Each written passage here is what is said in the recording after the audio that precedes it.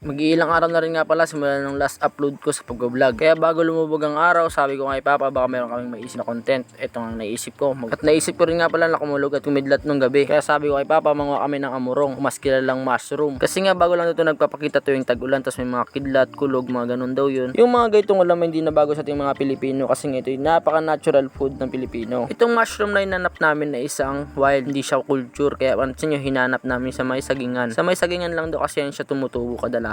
Minsan di nyo siya mapapansin kasi kasing kulay lang ng tuyong dahon ng saging yung kulay niya. Pero mapapansin nyo para siyang style payong. At kunting kaalaman lang, dito sa atin sa Pilipinas may iba't ibang uri ng mushroom. Meron hindi kinakain, meron namang kinakain. At para sa akin, hindi naman ako expert, pasintabi lang. Ang kinakain na mushroom ito yung mga kinukuha namin, mga gayang style. Tumutubo lang siya pag tag-ulan at madalasan sa mga malilinis na lugar. At ang hindi naman kinakain, ito yung mga tumutubo sa tayo ng kalabaw. At yung mga alam mo namang hindi kaya yang kainin at wag mo nang kainin kasi nga baka mamaya yun ay maging last testament mo. Kaya ayon kay paring Fred ng aking papa ay talagang sabi niya napakasustansya at malinis daw tulog ang amurong na to. Bukod sa natural food at napakagaling niyang kumapa, dumukot at tumhila ni paring Fred. Yan aking papang napakagaling yan dahil wag ka na magtaka, makukuha na lang kami ng amurong nakarilo pa. Yan talaga si papa, talagang nakaporma pa, ay napakalupit naman ito. Parang nagpapagwapo. Sheesh! Nakita nga pala kami dyan ng isang tumpok ng amurong. Kung mapapansin nyo, napakarami yan guys. Alos dikit-dikit lang. Dahil medyo karamihan nga, tumulong na rin ako dyan maghila.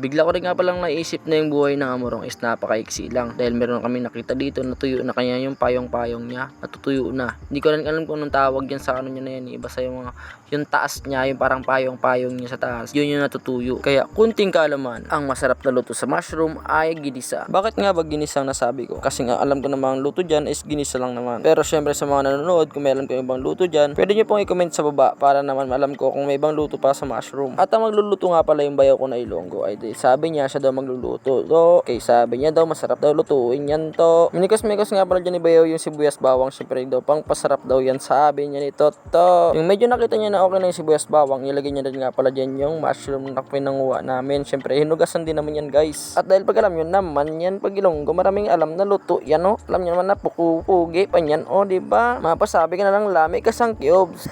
At syempre pagtapos niya lagay, mikos-mikos niya na yan, hintay niya na lang magkulo-kulo dyan. Nabulol na si Tuto mo. At dahil marami siyang alam na luto, nilagay niya pala yan ng itlog. Pero pang pasarap daw yung itlog dyan. Yan na, minikas-mikas siya ng itlog dyan na pinisa. Kaya ganyan yung kinalabasan, no? Parang sardinas na may itlog na lang din yung kinalabasan yan. Kaya napakasarap yan. Kaya sabi ko, tikman niya na yan. Dahil first bite daw siya. Sobrang sarap yan guys. Kasi ang lasa niyan parang sardinas lang na may itlog. Kaya yan, syempre kakain na kami yan guys. Meron nga pala akong paabol sa inyo dahil sobrang daming kulisap nung pagkatapos namin kain. Hindi naman kami kinulang sa ulam. Pero bakit sobrang daming kalitap-tap dito sa may kusina namin. Kaya hanggang dito na lang yung kwento ko sa inyo. Sana napakasaya ko kayo. Bye-bye!